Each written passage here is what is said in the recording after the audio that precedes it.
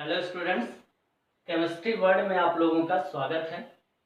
आज बेटा हम लोग यूपी बोर्ड के रासायनिक बलगतिकी का नेक्स्ट लेक्चर स्टार्ट करने वाले हैं। पिछले लेक्चर में हम लोगों ने पढ़ा है कि शून्य कोट की अभिक्रिया और प्रथम कोट की अभिक्रिया का वेग समीकरण हम लोग कैसे निकालते हैं। कुछ एक आध क्वेश्चन भी हुआ था। अब हम लोग आगे बात करते हैं बेटा कि प्रथम कोट की अभिक्रिया का ग्राफिक निरूपण क्या होता है। तो हम लोग बात करेंगे बेटा प्रथम कोट की अभिक्रिया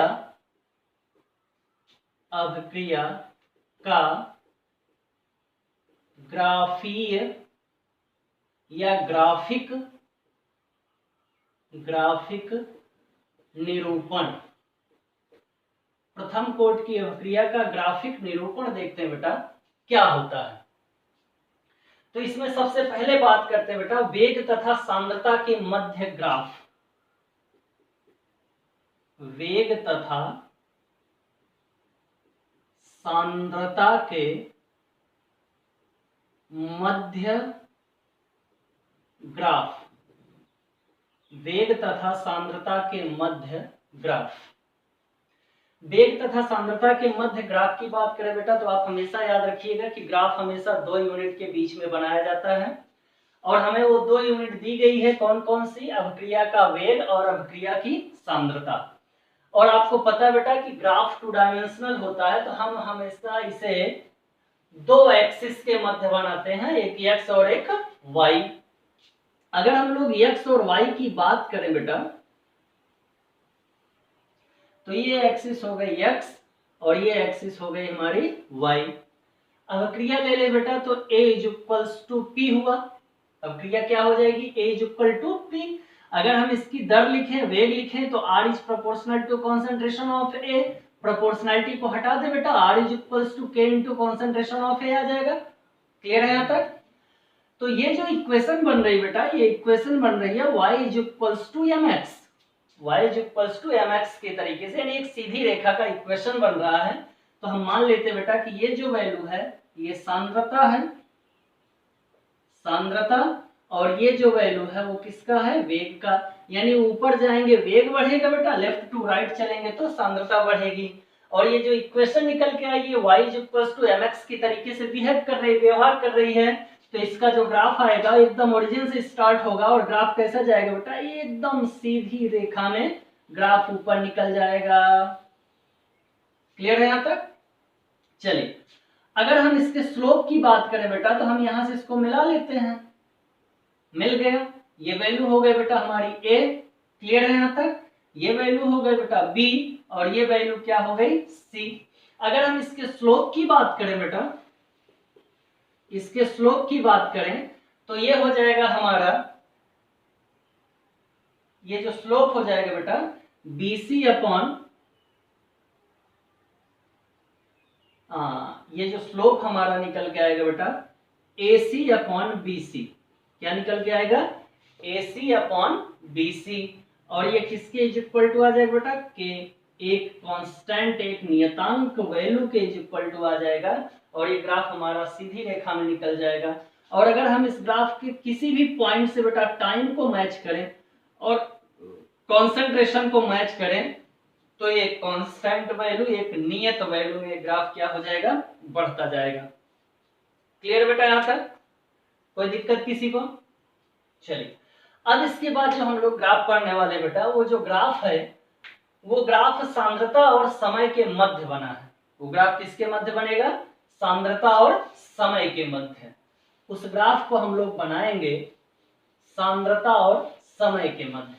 देखते हैं बेटा कि समय और सांद्रता के मध्य क्या रिलेशन होता है या उसका ग्राफ कैसे चलेगा, सांद्रता कैसे घटेगी या कैसे बढ़ेगी, किस टाइम से कैसे निरूपण उसका होगा, देखते हैं। तो बात करते हैं बेटा सांद्रता और समय के मध्य ग्राफ। सांद्रता और समय के मध्य के ग्राफ के बारे में हम लोग पढ़ते हैं बेटा। आपको बताया गया कि ग्राफ हमेशा दो यूनिट्स के बीच में बनती है और दो एक्सिस में बनती है बेटा। मान लेते हैं एक एक्सिस y है और एक एक्सिस क्या है, x है। और ये जो y एक्सिस है बेटा, ये मान लेते हैं कि सांद्रता है, और ये जो x एक्सिस है हम इसे मान लेते हैं बेटा कि ये समय है। यानी लेफ्ट टू राइट चलेंगे तो समय बढ़ेगा, और बेटा हम ऊपर की तरफ बढ़ेंगे तो सांद्रता बढ़ेगी। क्लियर है बेटा यहाँ तक? चलिए, अगर हम इक्वेशन की बात करें बेटा, तो आपको इक्वेशन पढ़ाया गया था A is equals to P। अगर हम अभिकारी अणुओं की सांद्रता की बात करें बेटा, तो किसी time T is equals to 0 minute में अगर A की सांद्रता 10 है तो P की सांद्रता कितनी हो जाएगी बेटा, 0। और मान लेते हैं किसी time T is equals to 1 minute में बेटा अगर ये 2 मोल बन गई तो ये कितना बचेगा, 8 मोल। किसी time T is equals sorry ये 1 है बेटा, किसी time T is equals to 2 minute में अगर ये 5 बनी तो ये 5 बनेगा बेटा। किसी time T is equals to 3 minute में अगर ये 8 हुई तो ये बची हुई सांद्रता बेटा 2 हो जाएगी। किसी time T is equals to 4 minute में अगर ये 10 हुआ तो ये बची हुई सांद्रता कितनी हो जाएगी बेटा, आपकी 0। अगर हम इसके ग्राफ की बात करें बेटा, तो अभिकारी अणुओं का ग्राफ समय के साथ साथ जैसे जैसे समय बढ़ता जा रहा है, अभिकारी अणुओं की सांद्रता घटती जा रही है और उत्पाद की सांद्रता बढ़ती जा रही है। और ये जो सांद्रता घट रही है बेटा, इसके घटाव में कोई नियत वैल्यू नहीं है। यानी 10 में से 8 घटाओगे 2 आएगा, और 8 में से 5 घटा दोगे तो 3 आएगा। यानी जो घटाव है वो नियतांक नहीं है, वो कांस्टेंट नहीं है, वो एक नियत वैल्यू नहीं है। इसलिए ग्राफ बेटा हमेशा कर्व्ड चलेगा। क्यों? क्योंकि ये एक्सपोनेंशियल ग्राफ होता है। और आपका ग्राफ मान लेते हैं सांद्रता कहीं 10 यहाँ है, और जैसे जैसे टाइम बढ़ता जाएगा अभिकारी अणुओं की सांद्रता घटती जाएगी, और ये सांद्रता घट करके बेटा कुछ शून्य तो नहीं हो सकती है, एग्जैक्ट 0 नहीं होती बेटा सांद्रता, लेकिन ये सांद्रता घटती जाएगी। क्लियर है यहाँ तक आप लोगों को? कोई दिक्कत किसी को?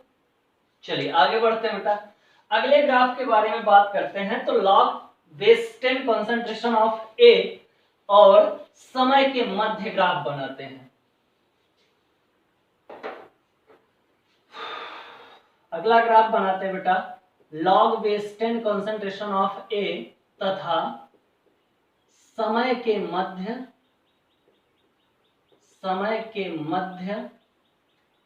ग्राफ। देखते हैं कि इसका ग्राफ कैसे बनेगा। फिर से प्रोसेस वही बेटा, ग्राफ हमेशा 2 यूनिट्स के बीच में बनता है। तो एक यूनिट x मान लेते हैं, एक y मान लेते हैं। यानी एक एक्सिस हो गई हमारी x और दूसरी एक्सिस क्या हो जाएगी बेटा, y हो जाएगी। प्रथम कोट की अभिक्रिया के समीकरण के बारे में हम लोगों को पढ़ना बेटा। तो प्रथम कोट की अभिक्रिया का जो समीकरण होता है वो K is equal to 2.303 upon T into log of A upon A minus x।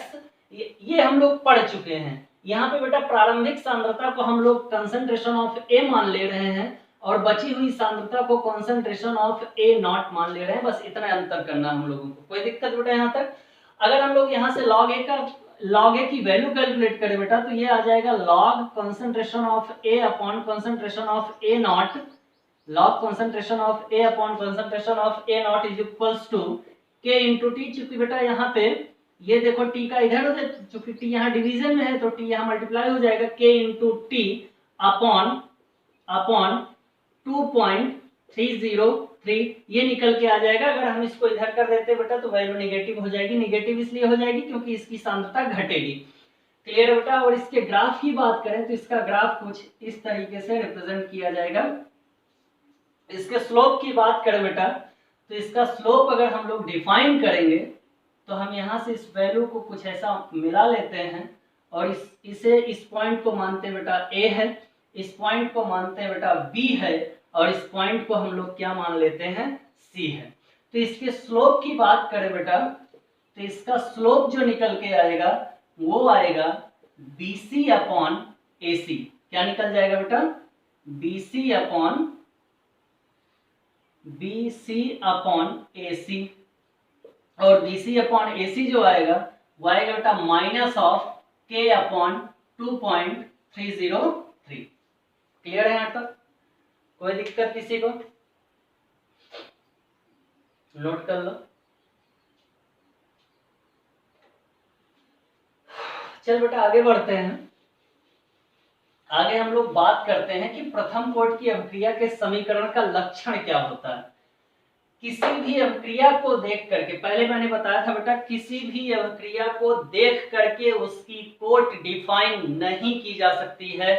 कारण यह है बेटा कि अभिक्रिया की कोट में अभिकारी अणुओं और उत्पाद के अणुओं का दोनों का रोल होता है। यही कारण है कि किसी भी अभिक्रिया को देख करके हम उसकी कोट डिफाइन नहीं कर सकते। इस चीज को हमेशा याद रखना। अगला टॉपिक हम लोग पढ़ते बेटा, प्रथम कोट की अभिक्रिया के लक्षण। प्रथम कोट के अभिक्रिया का लक्षण। प्रथम कोट के अभिक्रिया के लक्षण के बारे में पढ़ते हैं बेटा। तो सबसे पहला पॉइंट देखो क्या हो सकता है। अगर हम लोग एक इक्वेशन ले बेटा, इक्वेशन हो जाएगा A = P। कोई एक रिएक्शन ले लेते हैं जिसमें अभिकारी अणु कैपिटल A है और उत्पाद का अणु क्या है बेटा, कैपिटल P। अगर इस इक्वेशन की हम लोग रेट डिफाइन करें बेटा, तो रेट आ जाएगी, rate is proportional to concentration of A. Proportionality को हटा देंगे बेटा, तो rate is equals to K × concentration of A। यानी हम ये कह सकते हैं कि किसी भी अभिक्रिया की जो रेट होती है, जो दर होती है, वो अभिकारी अणुओं की सांद्रता के समानुपाती होती है। इसका मतलब ये हुआ बेटा कि अगर हम अभिकारी अणुओं की सांद्रता को बढ़ा देते हैं तो अभिक्रिया की दर क्या हो जाती है, बढ़ जाती है। यानी अगर अभिकारी अणुओं की सांद्रता को 2 गुना कर दिया जाए तो अभिक्रिया की दर भी क्या हो जाएगी, 2 गुनी हो जाएगी। तो पहला पॉइंट हम लोग क्या लिख सकते हैं, अभिक्रिया, प्रथम कोट की अभिक्रिया, प्रथम कोट की अभिक्रिया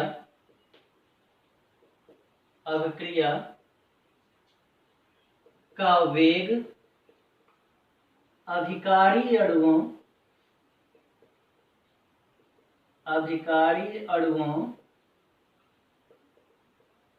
की सांद्रता पर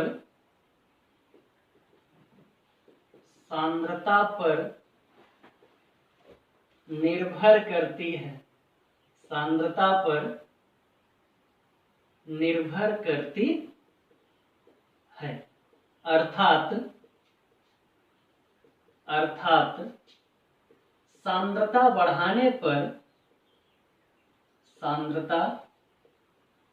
बढ़ाने पर अभिक्रिया का वेग या अभिक्रिया की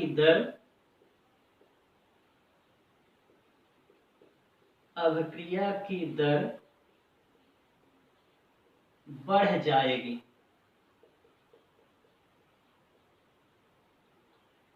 क्लियर बेटा यहां तक?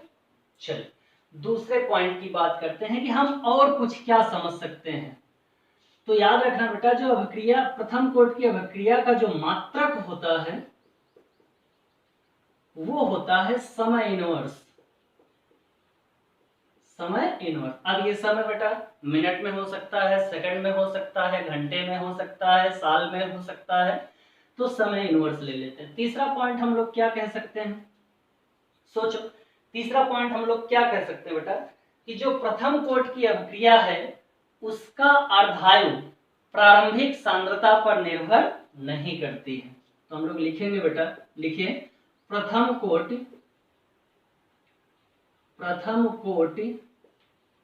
की अभिक्रिया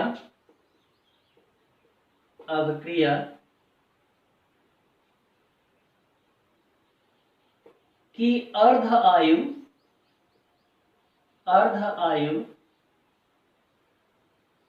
अभिकारी अणुओं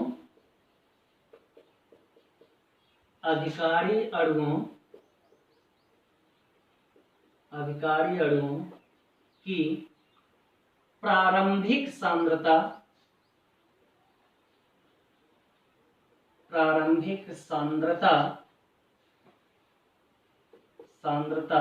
पर निर्भर नहीं करती। क्लियर बेटा यहां तक? कोई दिक्कत किसी को? चलिए आगे बढ़ते हैं। अगला पॉइंट हम लोग पढ़ेंगे बेटा, अर्ध आयु। अगला पॉइंट पढ़ते हैं, अर्ध आयु। इंग्लिश में से कहते हैं बेटा हाफ लाइफ। अर्ध आयु क्या है? हेडिंग से ही कंफर्म है, आधी उम्र क्या कहलाएगी? अर्ध आयु। मान लो बेटा अपने पास कोई एक पदार्थ है, सपोज दैट कोई एक पदार्थ है, वो 10 किलो अपने पास है। कुछ समय बीतता गया, 2 4 6 10 दिन बीत गया, 20 दिन बीत गया, उसके बाद जब हम लोगों ने उसका वेट कैलकुलेट किया तो वो 5 किलो है। इसका मतलब 20 दिन में वो अपनी जितनी मात्रा उसकी थी उससे कितनी बची है? आधी। और कितने समय में? 20 दिनों में। और यही समय क्या कहलाता है? अर्ध आयु। मतलब वह समय जिसमें किसी भी पदार्थ, कोई भी पदार्थ अपनी प्रारंभिक सांद्रता का आधी भाग शेष रह जाती है, उसे हम लोग क्या कहते हैं? अर्ध आयु। यानी बेटा कहेंगे ऐसा समय जिसमें कोई पदार्थ अपनी प्रारंभिक सांद्रता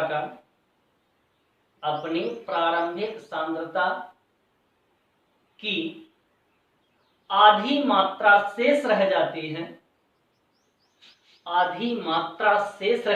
है, अर्ध आयु काल कहलाती है। अर्ध आयु काल कहलाती है। क्लियर बेटा? और अर्ध आयु काल को हम लोग कैसे डिनोट करते हैं? टी हाफ से। कैसे डिनोट करते हैं बेटा? टी हाफ से। क्लियर है यहाँ तक? कोई दिक्कत किसी को?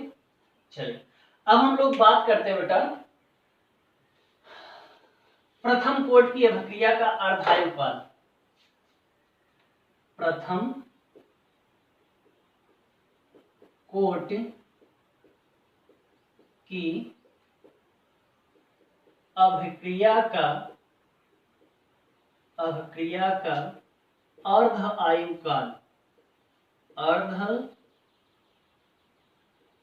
काल। देखते हैं बेटा कि प्रथम कोट की अभिक्रिया का अर्ध आयु काल क्या होता है।